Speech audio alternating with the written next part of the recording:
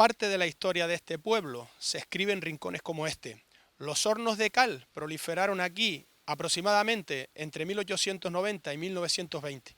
Hoy en La Pioná seguimos conociendo el viejo Puerto Cabras y el nuevo Puerto El Rosario. Con mis trajes de Pioná, tras las labores bien hechas. Si no es por la mano amiga, se perdía la cosecha.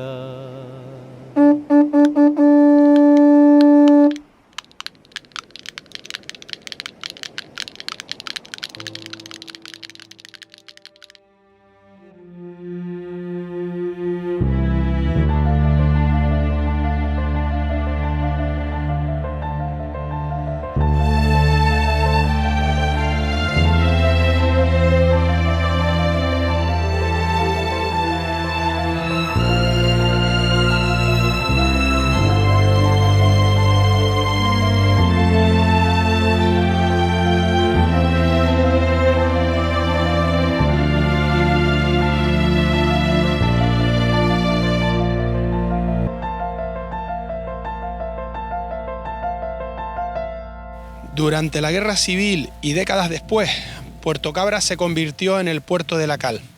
Su muelle comenzó a crecer con la exportación de la piedra de la cal viva, de yeso y de otros derivados. En muchos lugares de la capital podemos apreciar estos elementos patrimoniales de un indudable valor histórico y etnográfico. Y es triste que la isla de la piedra de cal y del yeso no cuente actualmente con un centro de interpretación que recuerde a aquellas personas. Estos obreros, con el sudor de su frente y con mandarrias, picos y barras en sus manos, arrancaron la piedra de los tableros del lugar y amontonaron aulagas y matorrales para la combustión de dicho material en hornos como este.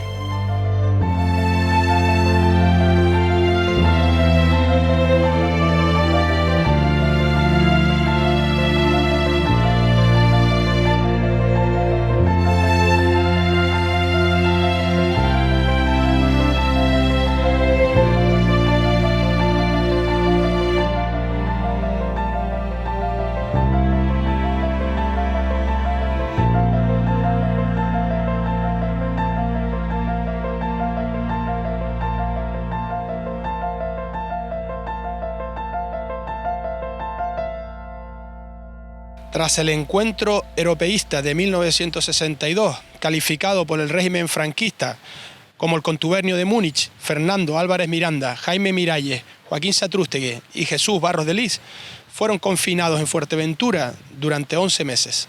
Durante su estancia en Puerto del Rosario convivieron magníficamente con los majoreros y se les recuerda con mucho cariño y con mucho respeto.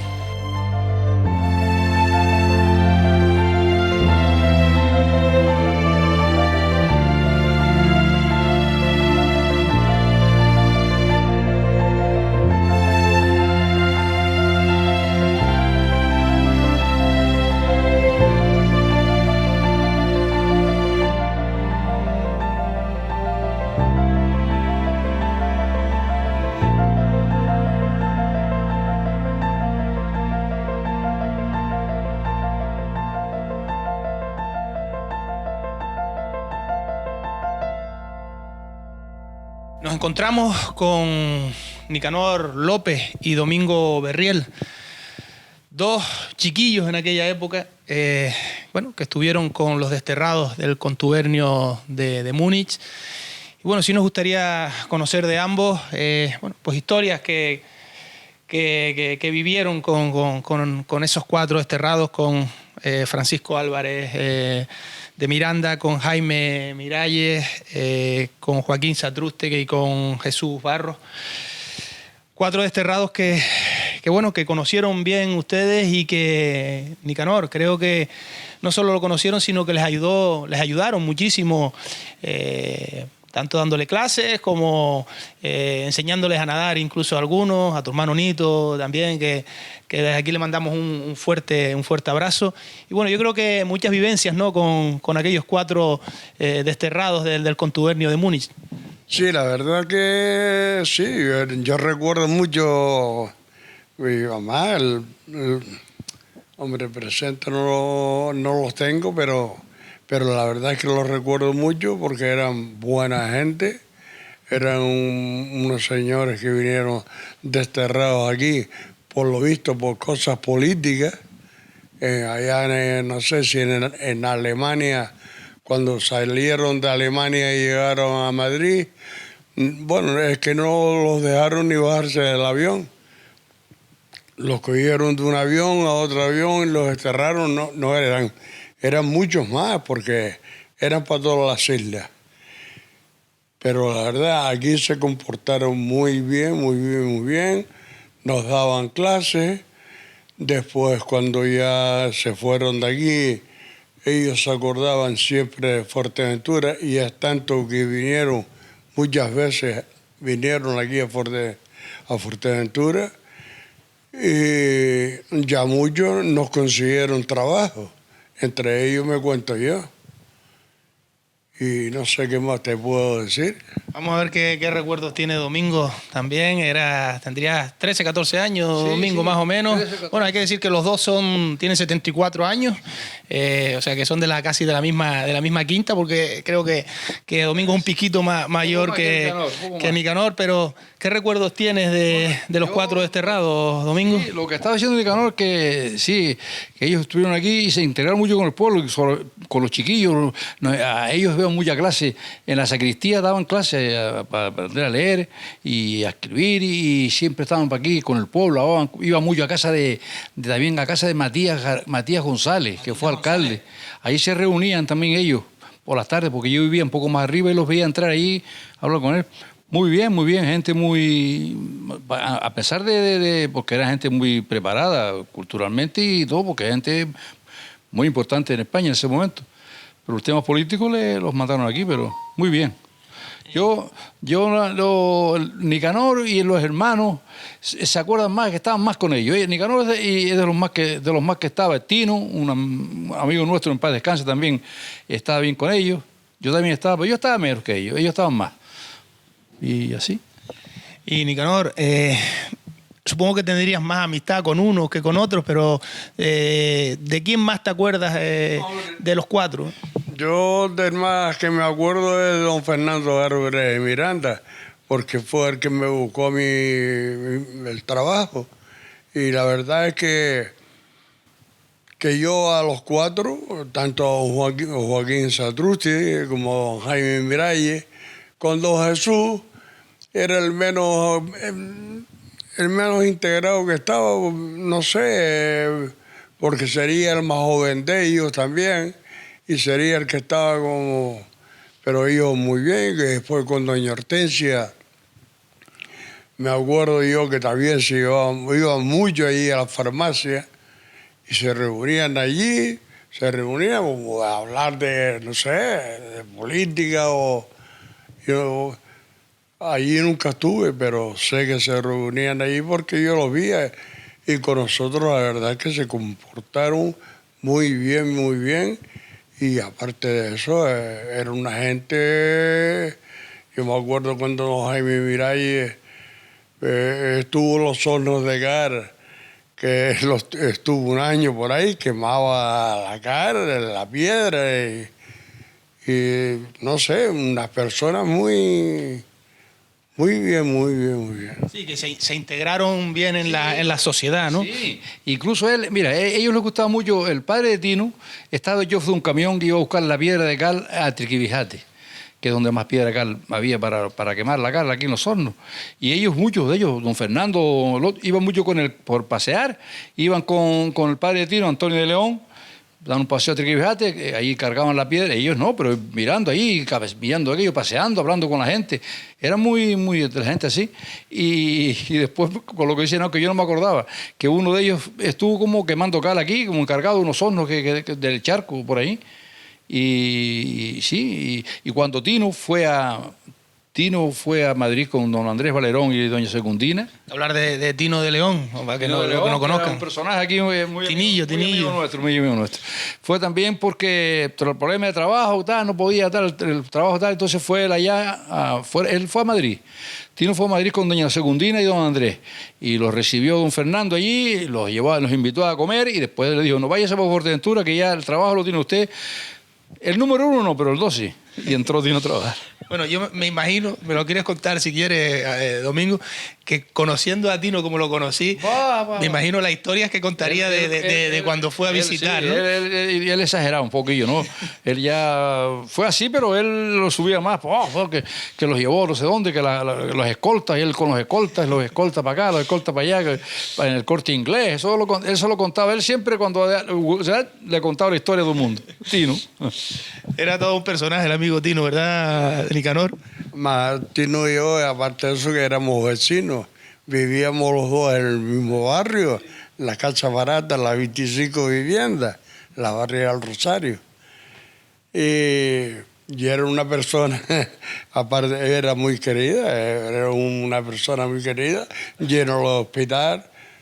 La verdad es que nunca oí ningún comentario, porque era una persona con toda la gente que iba a preguntar por un médico, por lo que sea, siempre estaba muy atento.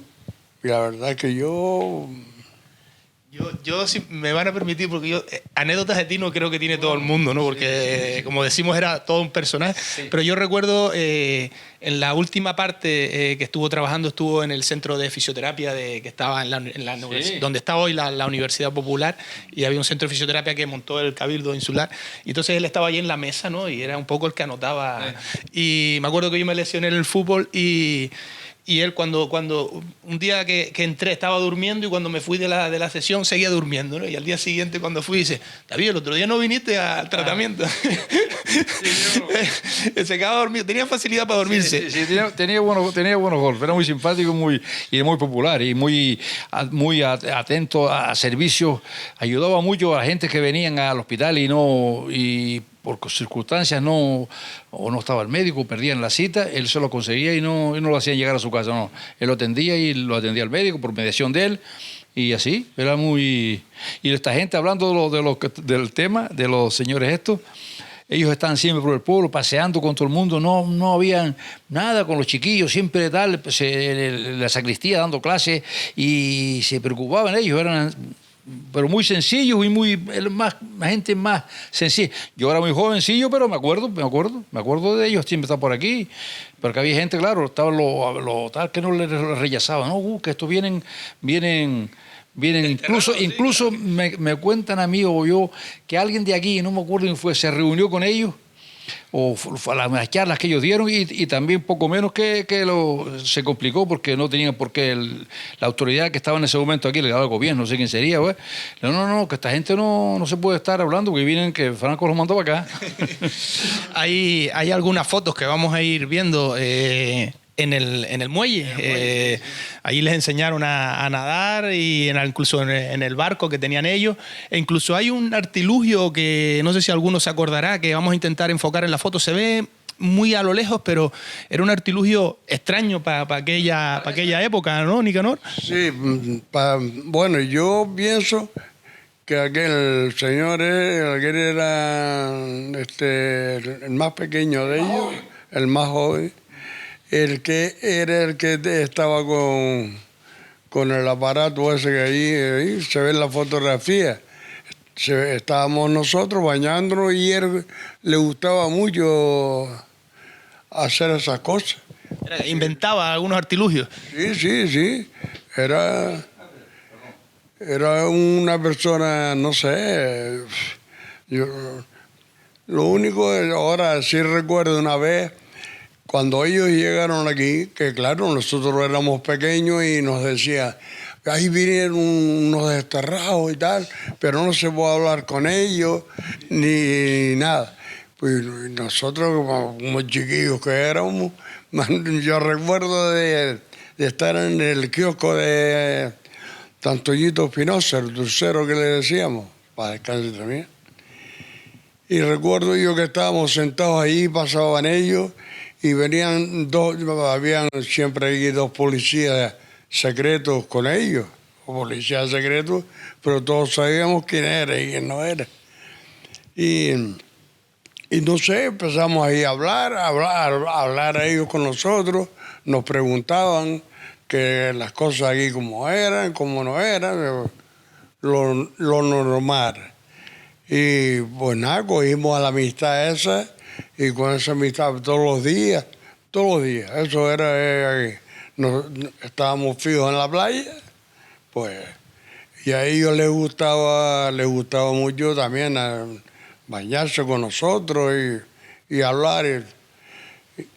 Tanto que cuando ellos llegaron aquí, fueron al hospital, se quedaban en el hospital, les tenían unas habitaciones y después se fueron al hotel.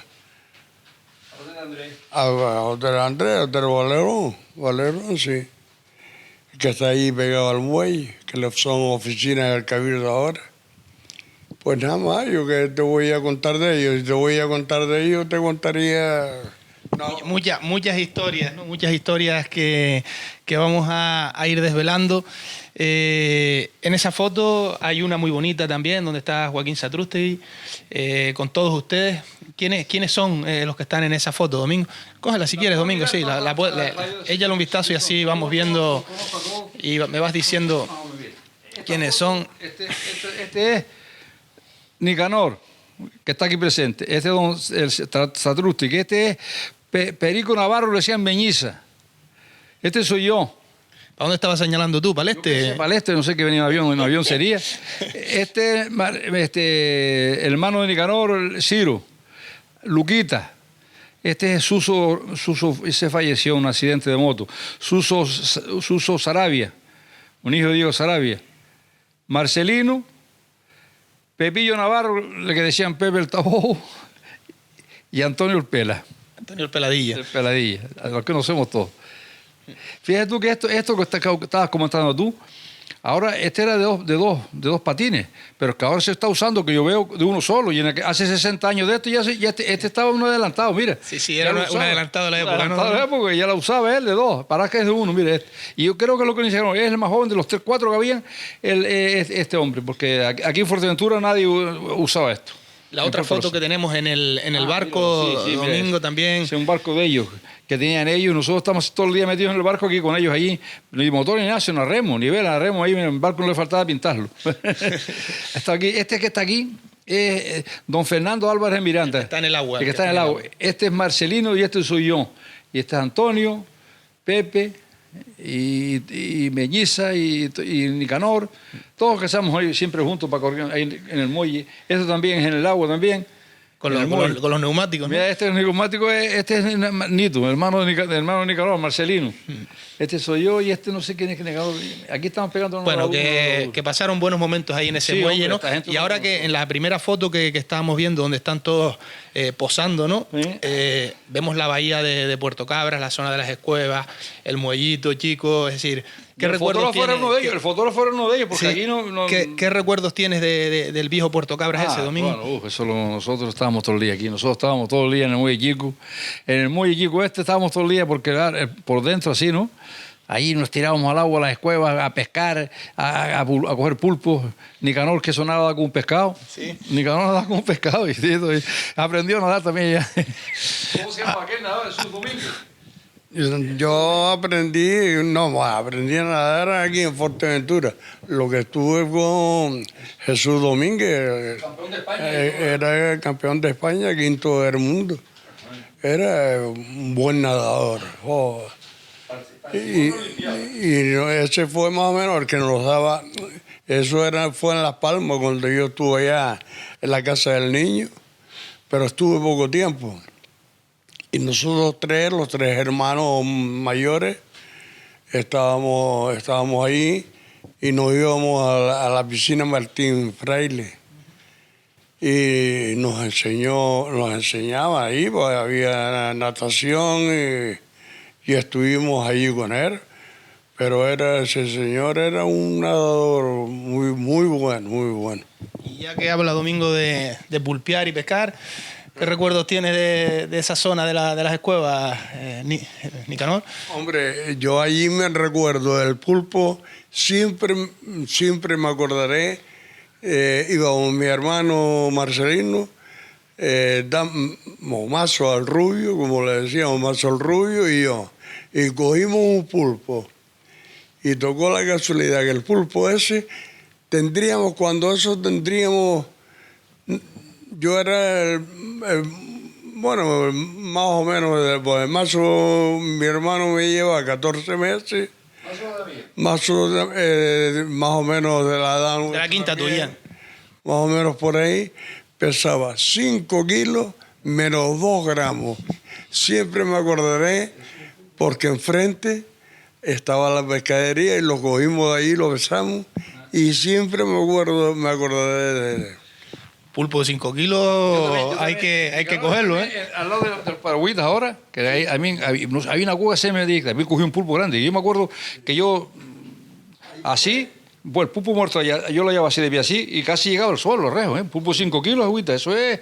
Y se ve en el mar con las cacafas, parece que es un eso, doble. El doble. Pero es que antes se cogía. ¿Tú te acuerdas de Paco Mallín? Un mero más de 20 kilos en el muelle chico, un mero que después se le enrocó ahí y no podía sacarlo y dice Paco Mallín, yo mañana pasado tal, o la noche tal, la tarde vengo a visitar, y fue Alberto Lamarca y lo sacó él. Alberto Lamarca ya que hablas de la mar y del muelle chico, también tenemos otro personaje muy conocido que también tenemos que recordarlo, que fue Juanito el Cojo, también porque mi abuela cuenta que arreglaba el pescado allí en lo que era allí en el muelle chico, ¿no, Nicanor? Sí, no, bueno, Juanito el Cojo era muy conocido aquí en lo que es Puerto del Rosario hoy en día, cuando eso era Puerto Cabra. Y era una persona que arreglaba el pescado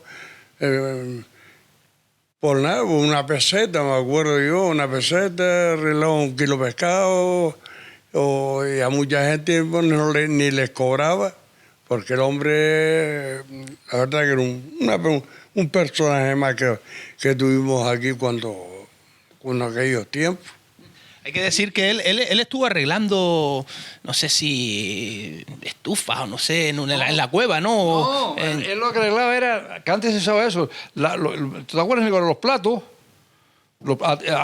Se rompe un plato y lo tiras a la basura. Antes se rompía un plato y se le llevaba Juanito el Cojo.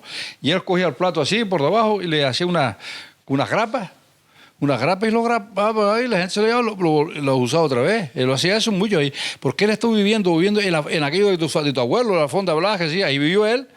En la esquina Blas estaba él ahí siempre. Él ahí, pero allí no escamaba el pescado. El pescado lo escamaba bajo la playa o al lado de los paragüitas, que no es como ahora, ¿no? Ahí escamaba el pescado él. Yo recuerdo también a Juanito el Cojo. Recuerdo que para las fiestas siempre lo bañaban, lo duchaba el Matarife y lo dejaba impecable para que fuera a las fiestas del Rosario. Después venía para la fiesta y estaba 3 días, 4 días, no iba para abajo. Él se dormía, donde había un hueco ahí se sellaba. Al día siguiente por la mañana, el primero que el cliente era Juanito. No estaba 3 días en la fiesta, 3 o 4 días. 3 o 4 días, mientras hubiera fiesta allí, se ponía detrás de un ventorrillo, allí dormía y allí el hombre hacía, como dice el otro, hasta las necesidades hacía allí porque y iba la gente, ya yo no creo que va a ver si yo no me hago. Que está Juanito el Cojo durmiendo ahí. Y poco menos, si no te lo advertía, se lo llevaba encima, porque él está durmiendo ahí debajo Yo recuerdo cuando mi padre era presidente del carnaval, sí, que montaron el escenario en las escuevas, verlo metido debajo del escenario, durmiendo. Claro, como era dificultad para caminar, y a las copillas, ahí lo tenía ahí más cerca, y ahí se llevaba, él dormía ahí, por la mañana se levantaba, ya un café, lo que fuera, y ya quedaba otra vez cantando con la guitarra que tenía, la guitarra había ahí. Qué tiempo aquello.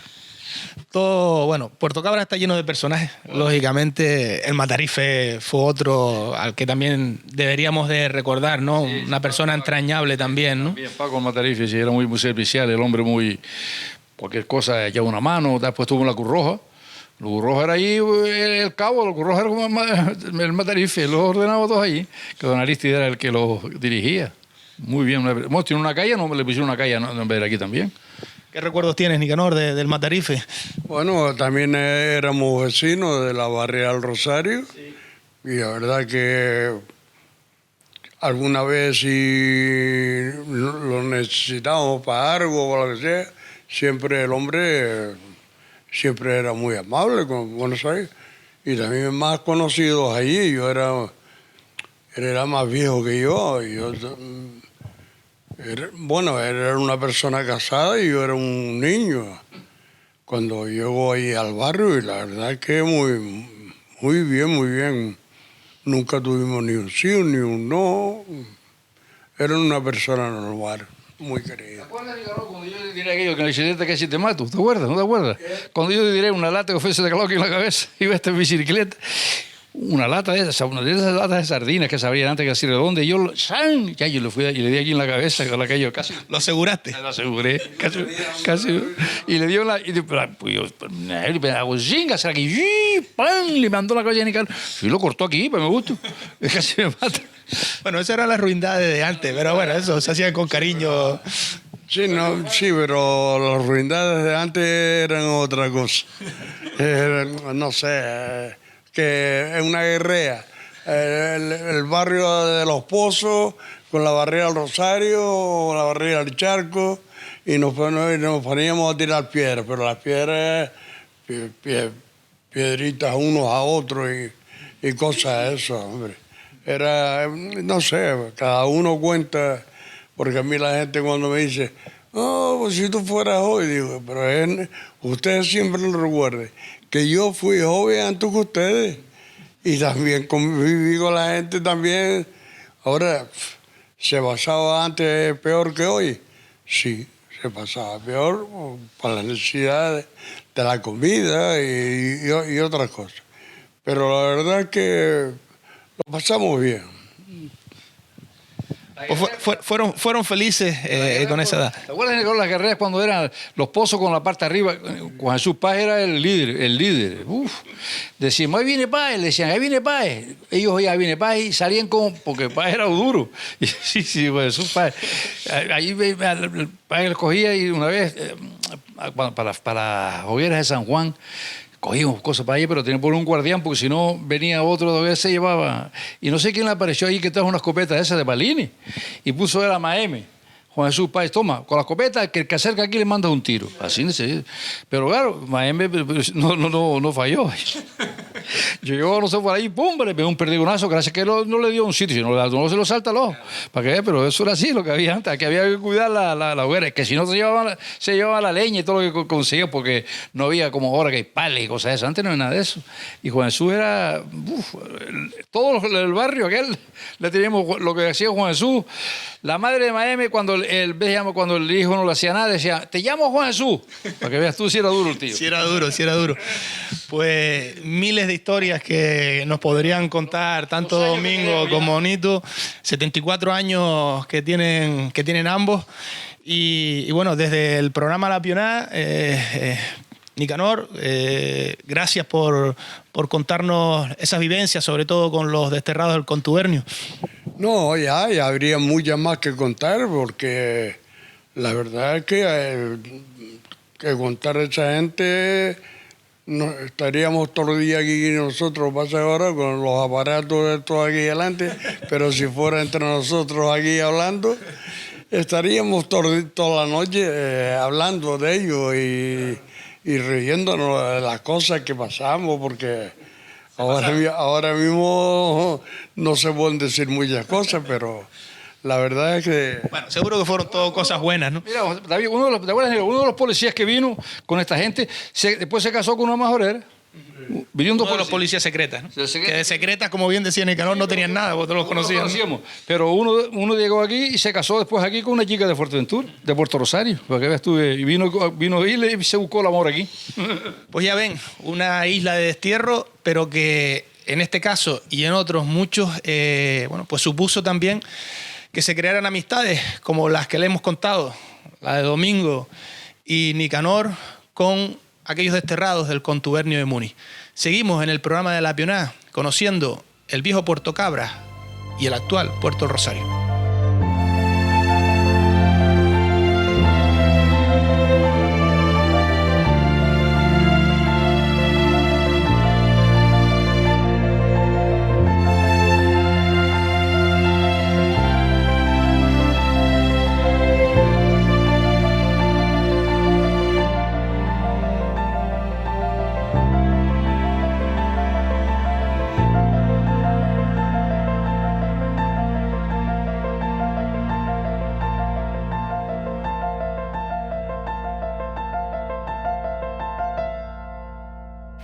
Esta recién rehabilitada molina fue levantada por el tinerfeño Domingo Adrián en la década de 1870 y es la más antigua industria de este tipo en la capital majorera. Está acreditado que este fue uno de los primeros molinos del sistema Ortega en Fuerteventura y con el paso del tiempo dejó de ser molina y acabó sirviendo de casa a don Domingo Ruiz. Situada en la bifurcación entre la calle Juan de Betancourt y el antiguo camino hacia Altime, hoy calle Teresa López, es todo un símbolo de la actividad cerealista que también se desarrolló en el antiguo Puerto Cabras.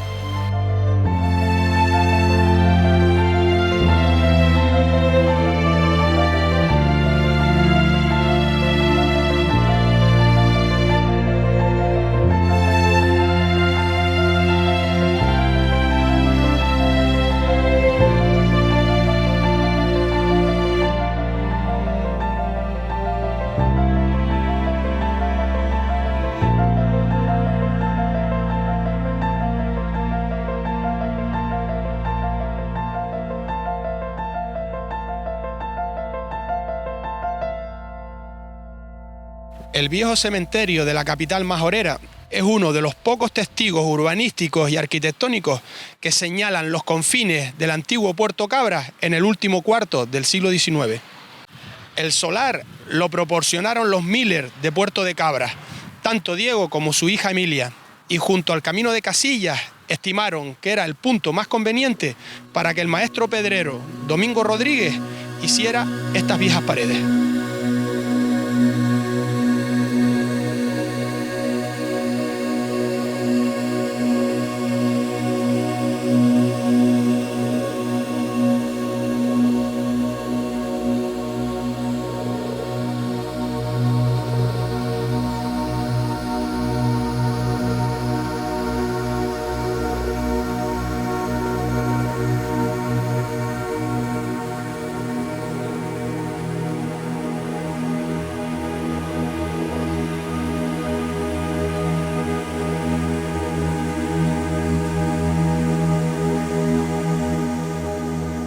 Para terminar esta segunda pionada de Puerto Cabras, Puerto del Rosario, lo hemos querido hacer con el historiador, con Paco Cerdeña, que ya nos acompañó en el primer programa, y en un lugar, un lugar precioso, metido dentro de lo que es la urbe de Puerto del Rosario. Paco, el antiguo cementerio de Puerto Cabras, un lugar que incluso se pretendió en su día se planteó el que se hiciera desaparecer y bueno, pues por suerte finalmente podemos hacer este programa desde este bonito lugar, ¿no? Y que bueno, tan emblemático para la ciudad o para el pueblo de Puerto Cabras. Pues sí, la verdad que es una verdadera suerte y un milagro que se haya salvado. La construcción como tal cementerio, cuando se hizo estaba pues a las afueras de lo que era Puerto Cabras de entonces. Entre la ciudad y esta zona donde nos encontramos había un barranquillo que separaba la ciudad y estaba en una zona pues teóricamente sanitaria y oreada, que es lo que recomendaban las autoridades sanitarias entonces para hacer o iniciar lo que era el Camposanto y erradicar los enterramientos de la iglesia. El cementerio está dividido en varias fases, se nota además en la propia arquitectura del cementerio. Explícanos un poquito pues esas fases a lo largo de los años. Estamos hablando de 1890, por lo tanto, bueno, el cementerio era mucho más pequeño y después, como todos los cementerios, se ha ido agrandando con el paso de los años hasta finalmente, bueno, pues quedar reducido a lo que vemos ahora, ¿no? Sí, bueno, realmente el cementerio nace de una normativa de 1835 en que recomendaba los enterramientos, como te dije, fuera de lugares santos. Entonces, este cementerio, la zona central, desde el cementerio Castañeira hasta el cementerio de los ingleses, que luego podemos ver, era el núcleo central, el núcleo primitivo, el núcleo antiguo, que se inició entre 1845 y 1871, que es lo que nos recuerda el frontón que tiene la puerta principal. 1871 era la fecha de esta primera fase. A posteriori, en la década de 1880, el ayuntamiento inicia una ampliación por cuestiones demográficas, ya se ha ido ampliando la población del municipio, que realmente era la ciudad de Puerto Cabra, y compra o le ceden 2 parcelas colaterales al este y al oeste de ese núcleo inicial. Al este se convirtió en el cementerio privado de don Ramón Fernández Castañeira, y al poniente el cementerio de los ingleses. Y lo decimos con una cierta reserva porque sencillamente quienes donaron este territorio para que se hiciera el cementerio fue James o Diego Miller y su hija Emilia Miller Rodríguez. Diego dio el corazón, el antiguo, donde se fabricó entre 1845 y 1871. Y su hija, ya muerto él, aporta las 2 fajas colaterales, ¿vale? De tal manera que ya estaría culminada esa ampliación hacia los lados hacia 1890, ¿vale? Y luego tendremos esta segunda fase, donde nos encontramos que a 1 metro casi de desnivel, salvado por unas 5 gradas de cantería labrada, donde se proyectó pues la ampliación del cementerio civil, donde ya entran el militar. Ya había primero, por cuestiones demográficas, ya digo, o sea, la población iba en aumento, había que buscar más enterramientos. Los militares están justificados, puesto que la regularización del ejército, el paso de las milicias a un ejército regular, trae un batallón a Puerto de Cabras en 1904 para guarnecer la isla, y demandan una zona de enterramiento militar.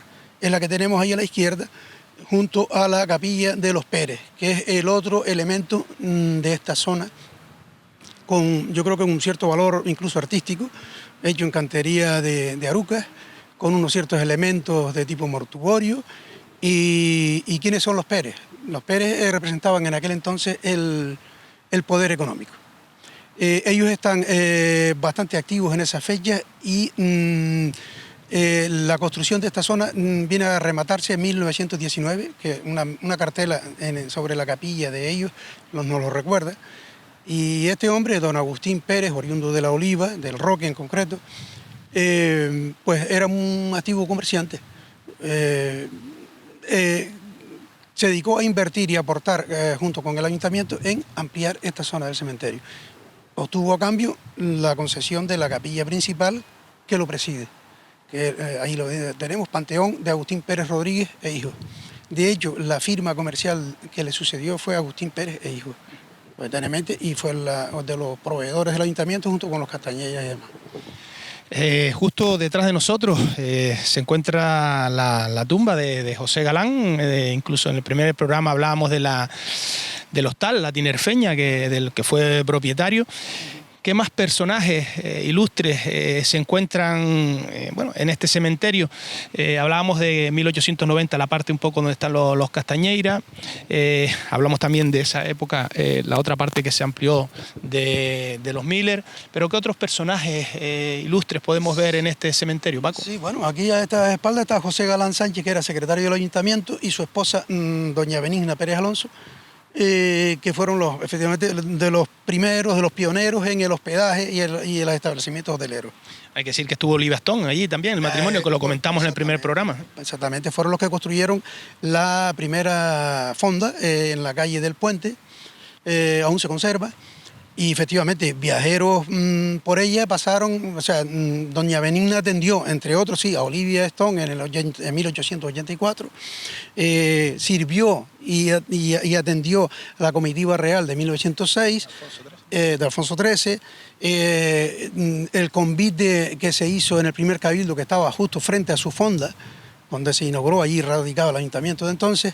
Allí se firmó las primeras actas del cabildo. Ya el ayuntamiento venía, como sabemos, desde 1835, y ella también asistió a esos convites, en el sentido de que brindó su brindis se hacían en su casa, vaya. Es una pionera en ese sentido. Más allá tenemos otra tumba, yo creo que es bastante importante, que son Juan Martín Morales y Agustina Alonso Alonso. Estos son pioneros oriundos de Casillas, en una firma comercial como Martínez Hijos, que aún sigue viva. y él la inició en los años, en la década de 1870. ¿Vale? Se hizo, la tutorizó luego don Secundino Alonso Alonso, una vez muerto Juan Martín Morales, y se hizo cargo de los hijos de los menores de Juan Martín Morales y su hermana Agustina Alonso Alonso, incluso de la empresa. Incluso él ya derivó actividades, por ejemplo, en hornos de cal y demás, además de las navieras y de los transportes que Juan Martín Morales tenía. Sí. Por esta parte también tenemos alguna tumba importante porque, bueno, como bien comentabas, está perfectamente definido lo que es las partes de este cementerio, ¿no? Efectivamente, sí. Y ahí tenemos otra, sí, efectivamente, de don Esteban María Pereira. Es también uno de los empresarios de la primera generación de burgueses de Puerto de Cabra, con las que emparentaron, digo económicamente, los Castañeiras. Fusionaron, en cierto modo, el poderío económico a través de don Esteban María Pereira y la tremenda actividad que él mantenía con el norte de Tenerife y con el puerto de Santa Cruz de Tenerife. ¿Cómo se pudo plantear en aquellos años 80 que se destruyera este precioso cementerio, que al final está la historia de unos siglos aquí dentro, ¿verdad? Sí, bueno, yo diría que aquí está la historia durmiente de Puerto Cabra. Esta es la historia de los muertos, pero habla también de su historia. Si lo analizamos y vemos la cronología de cómo se han distribuido los espacios a lo largo del tiempo y quienes aparecen aún por aquí, yo creo que como sitio histórico lo tiene más que merecido su conservación. Yo me encuentro entre los que alegué en contra y sigo alegando en contra del derribo de este sitio. Esto como mínimo tiene cabida en la ley de patrimonio histórico como sitio histórico. Es muy superior a la casa de Fray Andresito, que es un personaje solo, con mucha beatificación que tenga. Aquí está la historia condensada de Puerto Cabra. Entonces esto yo creo que merece el respeto que cualquier otra. Merece el respeto, Paco, y el cuidado, porque hemos visto también que hay actos vandálicos ya que se han producido aquí y bueno, es una pena, ¿no? Es una pena, por ejemplo, como en el mausoleo, pues falta una copa de piedra preciosa que, bueno, que esperemos que esté guardada en algún sitio y que se pueda recuperar. En fin, hay que cuidarlo e incluso yo diría que permitir que se escriba la historia, ¿verdad? De quiénes son las personas que están aquí, que al final, como bien comentabas tú, es bueno, pues en esos siglos ha sido las personas que han vivido en este Puerto Cabra y que han hecho que Puerto Cabra sea el Puerto Rosario de hoy en día, ¿no? Sin duda, sin duda. Pero esto es fruto de la desidia, y la desidia alimenta y nutre muy bien, por cierto, la especulación. Y creo que aquí no cabe especulación. Y no defiendo, por ejemplo, una tesis, un proyecto cualquiera como pudiera ser unas excursiones por los cementerios. ¿Por qué no? Son temáticas que en cualquier otro sitio se las rifaría. Y no entiendo por qué aquí este abandono. Lo único que podemos ver aquí ahora que sorprende más al visitante son las araucarias estas que se enredan, que sus raíces las están arrancando, parecen las raíces de puerto. ¿Qué intenciones extrañas hay detrás? Especular más todavía. Esto se llama desidia. Se llama abandono. Sí, porque hay que decir que estos no estaban aquí, obviamente, y que lógicamente es lo que dices tú. Al final las raíces de estos árboles van a acabar levantando, pues, por ejemplo, esta preciosa cantería en la que estamos sentados. Y bueno, y un poquito analizando, Paco, lo que es el cementerio, podemos hablar entonces de una zona de los Castañeiras, aunque bueno, la gran mayoría sabemos quiénes eran los Castañeiras, pero bueno, ¿cómo podríamos definir a la familia de los Castañeiras en Puerto Cabra? Esto hay que contextualizarlo en su momento. ¿Por qué nace el panteón de los Castañeiras, luego convertido en privado? ¿Vale? En aquel entonces, don Ramón Fernández Castañeira, el segundo de la saga, José Fernández y Ramón Castañeira, logra que el ayuntamiento le ceda esa parte una vez que la Emilia Miller lo cede al ayuntamiento, ¿vale? Él era alcalde, estuvo de alcalde como casi 30 años del siglo XIX y mantuvo sus conexiones posteriores desde el punto de vista de entonces que era el cacicato. O sea, el cacique hacía por el pueblo todo lo que a él no le perjudicara. Y quien no lo quiera ver así, creo que está equivocado. El cacique siempre hacía por la generalidad. Por supuesto, mientras no perjudique no me interesa, eso es bueno fuera, ¿no? Así avanzan los puebos. O no, pero en este caso A eso se debe lo que es el panteón, que es privado realmente, como también son, si cualquiera que venga y pasee por aquí, verá que con un cierto escrúpulo, la mayor parte de las lápidas antiguas tienen el sello de propiedad debajo. Eso ya debería de llamar a la cautela de las autoridades a conservarlo, aunque sea desde ese punto de vista. Independientemente del valor histórico, que por supuesto es de 1000 veces más calado. Incluso algunos elementos artísticos como vemos en la capilla de los Pérez. Hablemos un poquito, si quieres, de los Pérez o de los Miller, que son los tres extremos, el triángulo casi que se puede decir que existe en este cementerio, ¿no? La familia de los Pérez y la familia Miller también, que aunque hablamos en el primer programa, pues profundizar un poquito en quiénes fueron los Miller, ¿no? Empecemos por los más antiguos, Miller, James o Diego. Su procedencia está oculta en medio de un naufragio, de un combate naval en el norte de la isla, como todo el mundo debe saber ya. ¿Y cómo llega a Puerto de Cabra? Puerto de Cabra ya era apetecido por el coronelato, los coroneles y su familia, los Manrique de Lara. Ellos necesitan representación en un puerto que ya apuntaba o despuntaba, o ya se veía que apuntaba forma hacia una capitalidad. Entonces tiene aquí a Miller, hombre suyo, tiene aquí a don Joaquín Vila, el de la Rosa Vila de arriba, hombre suyo, el primero vinculado al comercio y tratante con Inglaterra, Escocia y demás, y el segundo con la ayudantía de Marina, la autoridad de Marina en Puerto de Cabra. Ellos son los que van a participar, sobre todo Diego, volvemos a Diego, en el sentido de que forma parte de casi todas las juntas vecinales que intentan hacer pueblo en los primeros 20 años del siglo XIX. Hacer pueblo en el sentido de vamos a hacer un municipio, vamos a constituirnos en municipio, vamos a constituirnos en puerto, vamos a constituir nuestra propia iglesia donde rezar. Y en todo esto, en todas estas juntas vecinales, de esos primeros 20 años del 19, aparece como presidente don Diego Miller, o James Miller. Creo que no se le ha reconocido suficiente a este personaje.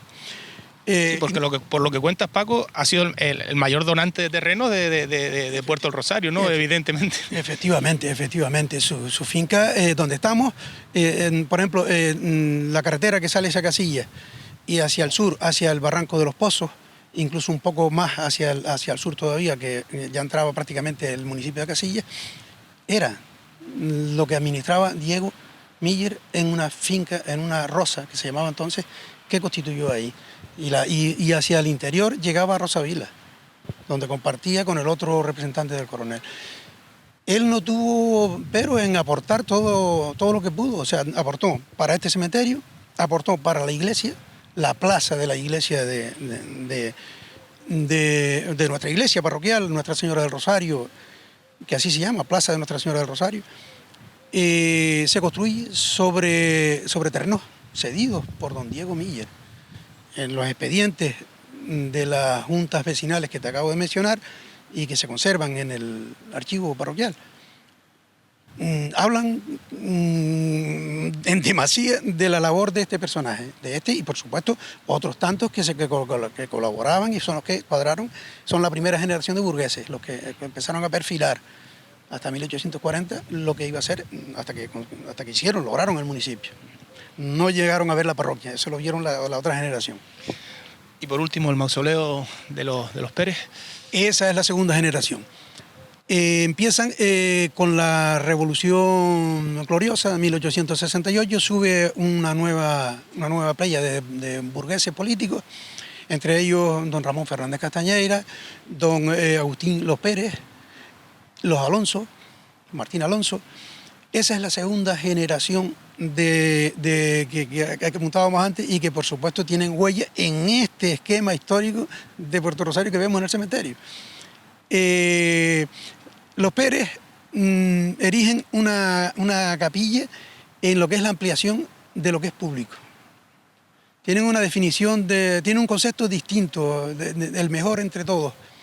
Mientras que la mentalidad de Ramón Fernández Castañeira, más vinculada un poco a lo que era la masonería y demás, quizás, es él por encima. Él tiene un criterio distinto. es una mentalidad distinta a la de los Pérez. Los Pérez van más por el poderío económico. Don Ramón era por el tema intelectual, un tema político. Él estuvo siempre con los liberales, estuvo siempre con León y Castillo. Gracias a él se promovió un montón de historias que supo, como enlazando al resto de pequeños burgueses de la segunda generación, por ejemplo, para construir el muelle. Entonces aparecen los Pérez aportando dinero, aparecen los Castañera aportando dinero, aparece Martín Alonso aportando dinero. Y esos son lo que vemos reflejado ahí. Don Agustín Pérez Rodríguez, cuando termina su capilla, era el primer delegado de gobierno, que fue el que cuando la isla se convirtió en jurisdicción única para poder votar al Cabildo, cuando se crea el Cabildo a partir de 1813, el primer delegado de gobierno el que fundó la capillita central de nuestro cementerio, en fin. Esa es la... Piedra de Aruca, si no me equivoco. Sí. Y bueno, ya que hablas del antiguo muelle, qué pena también que no se haya conservado absolutamente nada del antiguo muelle, ni incluso una mísera...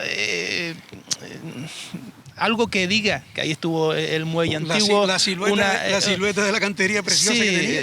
Simplemente, no sé, un lugar donde diga, mira, aquí estuvo el antiguo muelle que supuso lo que supuso para este pueblo, ¿no? Ni una placa, ni un simple comentario de lo que fue. Es triste, ¿no?, que en aquella zona totalmente desaparecida no haya quedado por lo menos el recuerdo, ¿no?, de ese muelle que supuso tanto para este puerto, ¿no? Para este puerto y para este pueblo, claro. Sí. En cuanto a la huella, como recordatorio se hizo una escultura, creo que fue Silverio López, el escultor, el que hizo un diseño, un vaciado en bronce de lo que era el muellito, y estuvo durante un tiempo en la explanada junto donde está hoy el sombrajo del bar de Orlando. Sí, en el muelle chico. Ahí nacía el muelle chico, ahí llegaba la explanada, donde estaba el origen de la ciudad prácticamente. El origen, el motor económico, ¿no? Y se ideó hacer algo de eso con el Bicentenario en el 95. Pero aquello no prosperó, de hecho se ha cambiado, es una plaza que tuvo incluso nombre, el nombre era del poeta Domingo J. Manrique. Incluso por allí desplegamos algunos poemas en versos sobre las aceras. Ah, sí, me acuerdo yo de eso. En letras doradas, sí, estaban por allí, aún usted los tropieza a lo mejor, pero alguna letra que debe quedar. Y se intentó un poco recrear eso, ¿no? Recrear al poeta de Tetir, oriundo de Tetir, esto dimanó de Tetir. Y con el Mellito se intentó hacer algo parecido, pero sucumbió. Y hay ideas muy buenas, aunque sea con fotografía antigua, a tamaño real, de recrear, que las hay muy buenas, para crear un escenario que sirva de apoyo e interpretación a cualquier ruta histórica sobre los 4 elementos que nos quedan. Y nos quedan algunos. Estamos en uno. La iglesia es el otro, donde los enterraban, donde rezábamos, donde nos constituimos en ayuntamiento, aún se conserva. Las primeras fondas aún se conservan. La plaza del Muellito no está, pero se puede sustituir con fotos de gran tamaño. Hornos de cal, depósitos de agua. Efectivamente. Molina, etcétera, etcétera. Así que al final el patrimonio está. Lo que pasa es que hay que intentar hacer esa ruta. Lo que pasa es que hay que hacer rutas que lo hilvanen y que sean rutas interpretativas. Hoy que están tan a gala las teatralizaciones de tal, aquí hay muchos elementos para hacerlas también. ¿Por qué no? Además, hoy en día que es tan fácil, Paco, porque con un código QR en el lugar te cuentan toda la historia, así que tampoco hace falta una inversión enorme, sino... Y de paso se le da trabajo a la gente nueva que está trabajando en los audiovisuales. Caramba, que hay cobertura para generar algunas cositas. Y tantas cosas que se pueden hacer. Hablabas de poetas, también tenemos la tumba de algún poeta aquí también. Sí, el padre de un poeta, seguramente él lo era también, porque vivía en Casillas, pero aquí lo enterraron. Domingo Velázquez González. Está ahí en la parte nueva de la ampliación, de la última ampliación, que es esta explanación soterrada. Ahí está el padre del poeta Domingo Velázquez, el de la Rosa del Taro. Ese. Sí. Bueno, bien de historias, Paco, que se pudieran Yo te puedo contar contar aquí. ¿Qué más historias pueden estar aquí dentro de este cementerio, Paco, para ir terminando la pionada de Puerto Cabra? Sí, por ejemplo, lo que supuso este cementerio para la dignidad de la que intentaban hacer gala, sobre todo los de la segunda generación de burgueses. Estaban hartos de ir cargando los que morían aquí a la Vega de Tetir a enterrarlos en suelo sagrado, que era la parroquia. Esto pertenecía a aquello. Entonces, ¿cómo se hacía? El servicio funerario de entonces era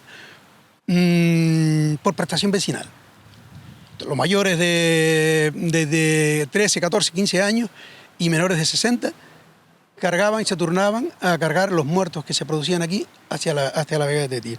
Los que podían, pues redimían ese trabajo a metálico, pagaban el dinero al ayuntamiento y sus peones, o con ese dinero, se trasladaban los muertos ahí. La Cruz de la Española obedece a un descansadero de esos muertos hacia Tetir. Que ha degenerado totalmente en lo que era realmente. Total. Y por eso, cuando se culmina este cementerio, ya es la mayoría de edad de la ciudad y municipio de Puerto Rosario. Ellos estaban ya aliviados. Dejaron de ir a Tetir, a 2 leguas y pico de aquí, unos 8 o 9 kilómetros, a enterrar a sus propios muertos. Las comitivas eran una anécdota que todavía se puede ver por ahí en algunas fotos y grabados, que son muy curiosas. Pues Paco, como siempre, mil gracias por estar en la pionada, mil gracias por divulgar nuestra cultura, nuestro patrimonio, sobre todo, bueno, en este Puerto Cabra, Puerto del Rosario, en el que vivimos todos los que estamos aquí y que creemos desde el programa La Pionada que se debe conservar este patrimonio tan grande que tenemos en Puerto del Rosario, Puerto Cabra, que debemos conservarlo y gracias a personas como Paco Cerdeña, que nos han contado historias como las que hoy han escuchado, pues podemos presumir de tener lugares todavía como este. Paco, como siempre, muchísimas gracias por estar en La Pionada y bueno, has estado ya en varios programas y bueno, sabes que para lo que quieras está el programa La Pionada y lo que pretendemos siempre es eso, divulgar nuestro patrimonio, nuestra cultura y bueno, esa es la única función que tiene este programa. Es un placer y muchas gracias a ustedes por hacer lo que están haciendo, la difusión de lo que es el patrimonio, nuestro patrimonio más cercano. Pues seguiremos difundiendo el patrimonio de nuestra isla en otros programas dentro de 15 días en La Pionada. Con mis trajes de pioná, tras las labores bien hechas. Si no es por la mano amiga, se perdía la cosecha.